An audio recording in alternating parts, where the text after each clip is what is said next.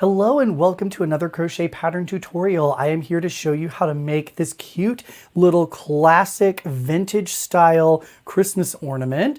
This is basically just a star-shaped version of a granny square, and I'm going to show you all the steps that you need to be able to make this very easy, quick project for this holiday season. To do this, we are going to need a couple of things. We're going to need a hook to start with. I'm just using a 4mm hook. This is my Furls Ebony Streamline. You're going to need some yarn needle of some kind. So I've just got one right here. And then you're going to also need some scissors to snip, so that way you can just weave in your yarn end. And of course, you're going to need some yarn. So I have here some core fingering from Upland Fiber Company. I like to use this type of yarn for projects like this because I think the rustic wool look of it makes it really hone in on that classic vintage Christmas look. So with those simple supplies, you are now ready to get started. To begin our ornament, we're going to start by making a magic ring for the center. So to do that, we're going to take our tail end and we're just going to wrap it around our fingers. And then we're going to take our hook and go underneath the first two strands there, and then grab that third strand and pull it all the way through. Once we do that, we can then take our fingers out of the ring very carefully. And now we've got this ring right here that we're going to be working into. Now this part can be a little bit fiddly, so if you find that a magic ring is a little too challenging, you can always just go ahead and do something like a chain 4 and then join in that first chain and then create a little ring that way if that's easier for you. I just like to do this so then that way I can cinch it up in the middle and there's no hole in the middle. But once you get whatever ring style you want, you're then going to just chain 3. And this is going to count as our first double crochet. And then inside of this ring, I'm going to do 2 more double crochets.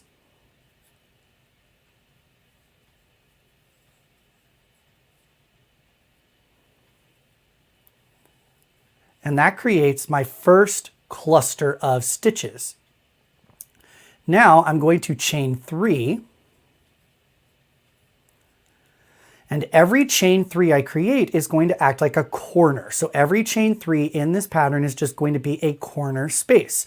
And because I'm doing a star, I want to make a total of 5 corners. So right now I have 1 cluster and 1 corner. So I need to make 4 more of each of those in my ring. So to make a cluster again, I'm just going to do 3 double crochets into my ring.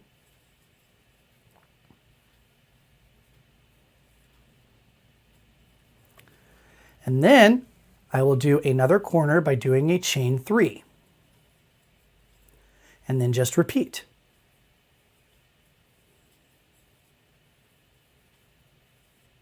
All right, I've gone around and repeated it to where I have now 5 corners here. And now that I've done my 5th corner chain 3, I'm ready to join it to my first chain 3 that counts as my first double crochet. So to do that, I simply insert my hook into that top chain, yarn over, and slip stitch all of that together to join them together. Now notice that I have this giant gap here in the middle from when I did my magic ring. No worries. I'm just going to pull up a little bit of my yarn there just to keep it from coming undone. I'm going to take the tail end of my yarn here, and if I start pulling it, it's going to start tightening up a bit. And because this is my right side, I actually want it to be on the opposite side. Here's where I'll pull. There we go. And it's going to start pulling, but then you're going to see that because of how I did my magic ring, I've got this extra bit of kind of loose yarn right here. That just means I have to grab the one that was tugging and just tug it until that is tight.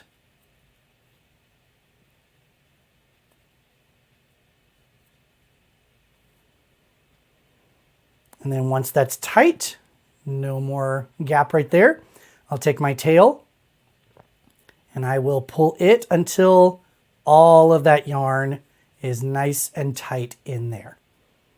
And then later I'll be able to weave this yarn in and it'll be nice and invisible. All right. Now, got tangled in my pine there. Okay. Now that I've done that, I'm going to put my hook back into my loop there. And I'm ready to begin the next round. So we've already got our little like star figure right there. So to do our next round, what we're going to do is turn our work.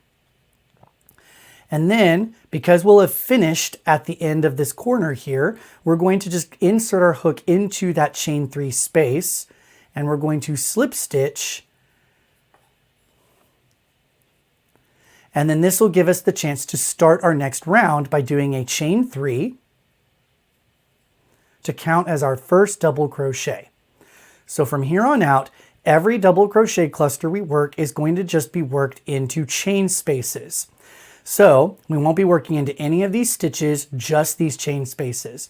So in this first chain space, because this is a corner space, what we're going to do is create another corner by working one cluster, a chain 3, and another cluster all in this one space. So our first double crochet is made with this chain 3. So I'm going to do 2 more double crochets to create my first cluster. Then, because I want this to continue to be a corner, I'm going to do a chain 3. And then I want to do another cluster inside of this space. So I'm going to do 3 double crochets in that same space.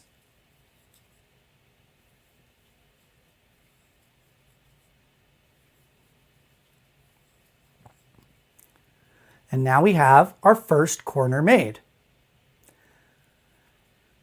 Now what we need to do is skip the next cluster here and get to this next corner. So every time we go along the sides of our ornament, we're going to do chain 1 spaces to jump across these clusters. And these chain 1 spaces are not going to count as corner spaces, they're just going to be side spaces. So chain 1 is along the side, chain 3 is in the corners. So now that I've done a chain 1 and skipped this cluster, I'm ready to work another corner right here. So once again, to work a corner, we're going to do 1 cluster of double crochets. So I'll do 3 double crochets in that space.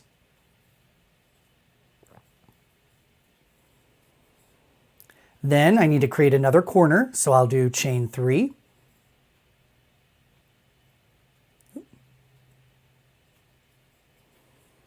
And then 1 more cluster in that corner.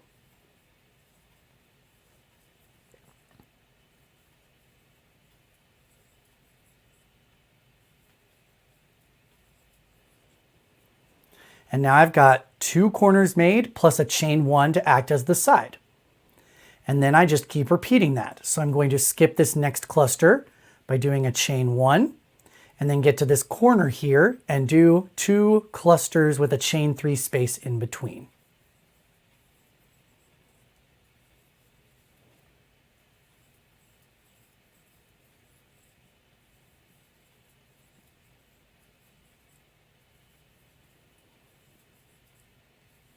And then keep repeating that all the way around. All right, I've repeated all the way around. I now have all 5 of my corners worked.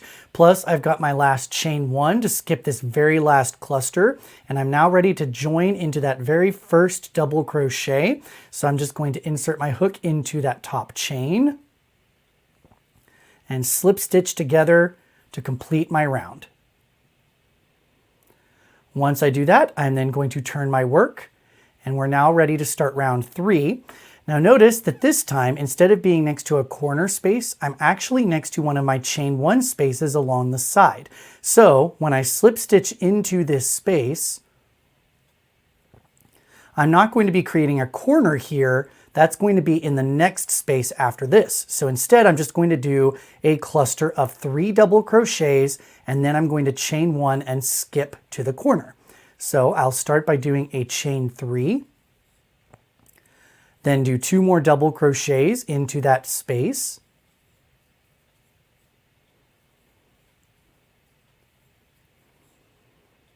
And now that I've worked that cluster, I can chain 1, skip the next cluster underneath, and now I will be back to a nice chain 3 corner space. And then I just do the same thing I did when I worked in the corners in the previous round. I'm going to do 2 clusters of double crochet,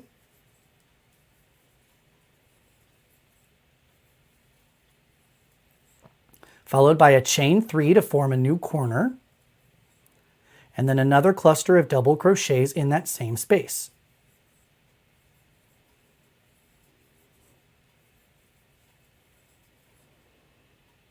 Then I'm going to skip the next cluster and do a chain 1, and then I'll be to this next chain 1 space along the side. So anytime I encounter one of these little chain 1 spaces, I only do 1 cluster of double crochets because I'm not wanting to form any new corners along the sides.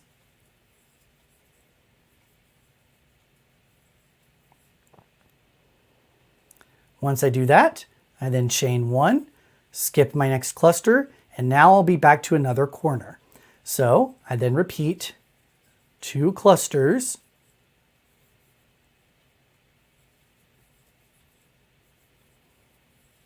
chain 3, another cluster here,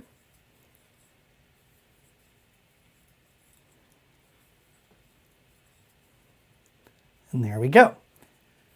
And if I set it here, we can see how the pattern is starting to form, where in our very first round, all we created were corner spaces.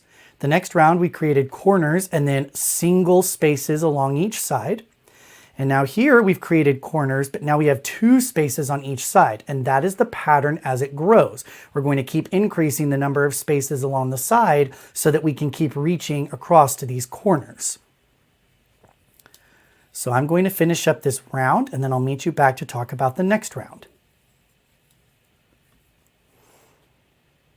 I have now finished working all the way around. I've got all my corners, and I've got the 2 spaces along each side here with a single cluster in the space below. And now I'm ready to join into my very first double crochet after I do a chain 1 space to skip this last cluster. And then my round 3 is complete. Now, if you notice it's starting to get a little wavy and all that stuff and it doesn't look nice and flat, that's okay. We're going to be addressing that later when we do the finishing process for this ornament. So if yours is a little wavy, that's just fine. We will fix it later. All right. Now we're going to do our final round of our double crochet clusters. So we're going to turn our work, and we'll find that we're again next to one of our chain 1 spaces. So this is just going to be a single cluster of double crochets. So I'm going to insert my hook and slip stitch into that space, then do my chain 3, and then 2 more double crochets into that same space. And then I'm ready to chain 1 and skip this next cluster. And now I've reached a corner already, so I'm going to work my corner stitches. So I'm going to do a cluster,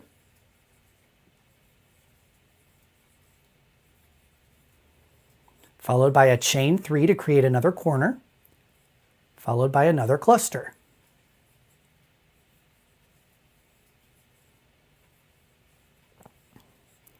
And now I'm able to repeat. This time there are 2 spaces I'm going to be working in. So I'll be doing a chain 1, and then I'll do a cluster here.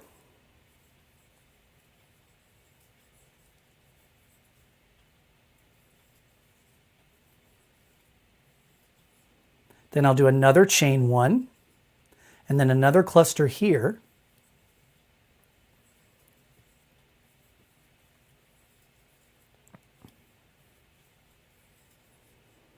And then 1 more chain 1 to reach this final corner, bringing my total from 2 spaces to 3 spaces along the side here, just like how our pattern predicted from before. So now that I'm in a corner, I know exactly what I need to do, and at this point I believe you do too. So I'm going to go ahead and finish up this round, and then I'll meet you back to talk about the final round. All right, I am now back around to the very end here. We can see, it's starting to look like a cute little star. And I've done my last chain 1 for this space, and I'm ready to join into my very first double crochet here by inserting into that top chain and slip stitching. And once I do that, I'm ready to turn and we are going to work our final round. Now this final round is not going to be the same as the previous ones. We're not doing any more clusters or corners or spaces like that. Instead, we're going to be working what is called a picot round. So the picots are going to be those little cute kind of round bumps that are going to be on all of these spaces. And then everything else we're going to be doing is just a regular single crochet. So to do this, we're going to slip stitch into this first space, just like we did before. And then we're going to do a chain 3. And right now it seems like we're doing the same thing, but instead of this counting as a double crochet, this chain 3 is then going to be wrapped down on itself to create our first picot above this chain 1 space. So to do a picot, once we do a chain 3, I will then insert my hook into the very first chain, yarn over, and slip stitch through that chain and the loop that's on my hook. And then just kind of tighten it down. And it creates that cute little picot bump right there. Once I do that, I will then, across these next 3 double crochets, I'm going to work a single crochet into each one. So a single crochet into that double crochet, single crochet into this one, oops, and then a single crochet into this last one. And now I'm to another chain 1 space. So I'm going to do another picot across or on top of this chain 1 space. So once again, I'm going to slip stitch into that space. I'm going to then chain 3. And then slip stitch into that first chain.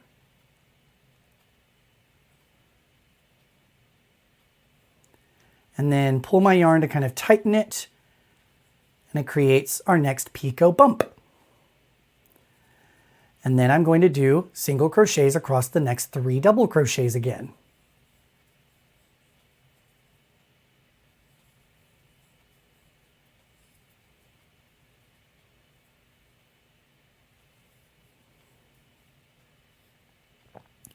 Now that I've reached a corner, we're going to do our picots a little bit differently. So because the corner is a chain 3 space, what we're going to do is actually work 3 picots in here. So to do that, we're going to do first a slip stitch, then we're going to chain 3, slip stitch into that first chain to create our very first picot. Now, if I try to do the same thing again in here, it's going to create a little bit of a mess. It's just not going to really work. So what I found is that it's easier to go ahead and do just a single crochet into the space, just to kind of anchor that side of that picot into that space right there. So it creates that little bump a little bit more clearly. Then I kind of scoot it over here. And now I'm going to work my second picot into that same space. So insert and slip stitch, chain 3, slip stitch into that first chain, and then I'm going to single crochet into this space again, just to anchor it down. And now I'm ready to do my final picot in this chain 3 space. So I'm going to slip stitch again, chain 3, slip stitch into that first chain, and voila, we've got our 3 picots made into this corner. Then after that, I'm back to working exactly the same as I've already shown. We're going to be working a single crochet into each of the double crochets.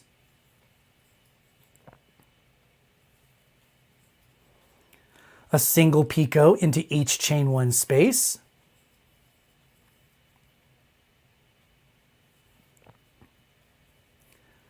And then when I repeat that all the way across into the corner space, I'm going to do a picot, single crochet, picot, single crochet, picot. And then I'm able to do that all the way around until I get back to the very first picot stitch that I made at the beginning. So I'm going to work all that up and I will meet you. So I'm going to work all of that up and then I will meet you back to talk about finishing up your ornament. Okay, I've just finished working my final picot here, and I've got 3 more single crochets to work in these last 2 double crochets. And now I'm back to the very first picot that I created. So what I'm going to do is just insert my hook into kind of that space that's just a little below it. And then I'm going to slip stitch to join. And then once I do that, I'm going to grab my scissors here, fasten off and leave a tail, and then just pull my yarn all the way through. And we now have our completed wobbly, wavy little star ornament. Okay, so before we go through the process of flattening it out and getting it nice and stiff so that it can hold its shape on the tree when we hang it, we're going to need to deal with these unruly little ends. So we've got 2 ends, one from the very beginning and one at the very end here. And I'm just going to show you how I like to weave in my ends so that it's fast and secure. So I'm going to start with this one that's in the very middle here. I'm going to start by threading my needle.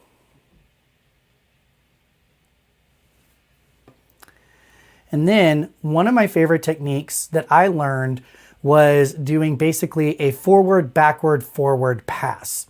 What this does is it's going to move the yarn in one direction, then you turn and move it back in the opposite direction, and then you turn and move it back in the forward direction again. And what that does is it'll secure it to where no matter which way the yarn is tugged, if the work is pulled, the yarn is going in both directions so it never comes completely undone. So to do this, I'm going to find some just random loops and strands here. And I'm just going to insert my needle through as many of those as I can. So I'm just going to go through this little chunk right here. And then I'm going to pull the yarn all the way through. Then I'm going to turn it here. I'm going to wrap around like one of these little loops that's just kind of right here, just to kind of give it a nice turning anchor point here.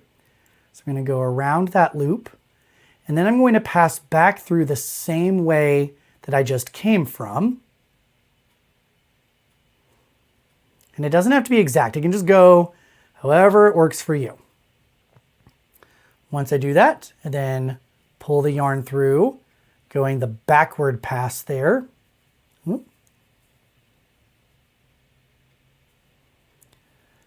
And then I'm going to do that once more with a forward pass. So once again, I'm going to find kind of like a random loop that's right about here. Wrap my yarn around it, and then pass it back through one more time.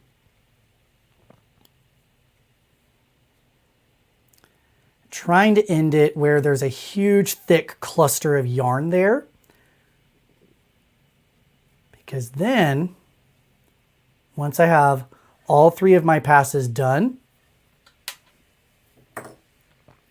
I can snip it right to the edge there. And then I just kind of give it a little bit of a tug. And looky there, yarn completely disappeared and it's not going to be coming out. I then go and do the exact same thing with this yarn end here. I'm going to go a little more quickly on this one since I've already shown it in detail, but at least you can see it in action here too. So I'm going to move my yarn here to the wrong side. So I'll just kind of thread it this way. Okay. And then I'll just find like, okay, so I've got this kind of thick cluster here. There's a cluster there. So I'll just kind of weave my needle through those clusters and find another set of these kind of like loops right here. And then that looks like plenty of space for my yarn to go through. So then I'll pull. And then if I need to, I can kind of pull it back a bit because I also don't want to pull so hard that it cinches up the side. I want the side to still stay nice and straight. But then once I have that established, I then wrap around a loop here, go back through a backward pass. Don't necessarily have to go through the same path I went. I can go a different way if I want to. Kind of tug it, keep it nice and flat, and then I will grab another loop here and then go back through once more, ending in kind of like a thick area right there. Tug, tug, tug. Snip. Tug, tug, tug. And there we go. Yarn ends completely woven in. All right. Now for this next part, to show you how to get this to form this nice flat star shape, we're actually going to move to my blocking mats. All right, for this next part, you're going to want to have a blocking mat, some blocking pins, and some kind of a stiffening agent. So I've got here just some ironing spray starch that I use when I iron clothes. You could also use something just like hairspray, or you could do like a glue paste wash or something like that. I've seen people use cornstarch and water. In either case, something that's going to make your ornament a little bit more stiff and hold its structure as it's hanging on the tree. But in either case, I've gone ahead and soaked my ornament in some water just to give it some flexibility. And then notice that I have my blocking mat has a circular design in the middle here, which is very helpful for something like this because it's not, you know, like a straight square. So I want to make sure that each of these corners is equally distant from the center. So one of the things I will do is go ahead and grab one T-pin, and I'm going to find this top corner, and from the center, each one of these is just 1 inch for me. So I'm going to locate where that center is right there, and that's going to be where I pin that first part. And then I take my next pin, and I'm going to kind of stretch it to where I'm like, okay, I don't want to stretch it too much, but I do want to at least stretch it just to kind of open it up and flatten it out. And I find that it's about halfway between these two circles that are right here. So that's about where it's going to need to be on all of them. So I'm going to pin it right there. Grab my next pin. And then we're going to take this corner, and when you've ever drawn a star, you know that these top ones are usually flat like this. So we can go ahead and maintain that flatness right here and just still pin it to where it's halfway between these two circles in that corner. And then we do the same thing when we go across to this one right here. And then we can continue just to kind of eyeball it the rest of the way and just keep things as equal as possible as we do these last two corners here.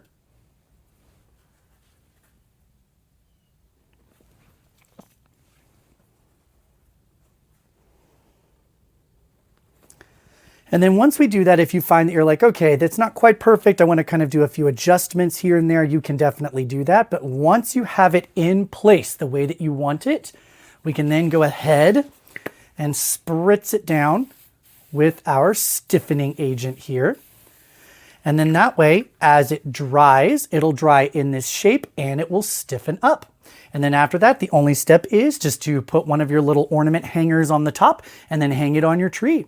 I hope you found this pattern very helpful. If you did, please go ahead and give the video a nice like. And if you want, go ahead and subscribe and hit that bell notification so you can keep up with all of my future pattern videos. I hope you have a wonderful day and happy holidays.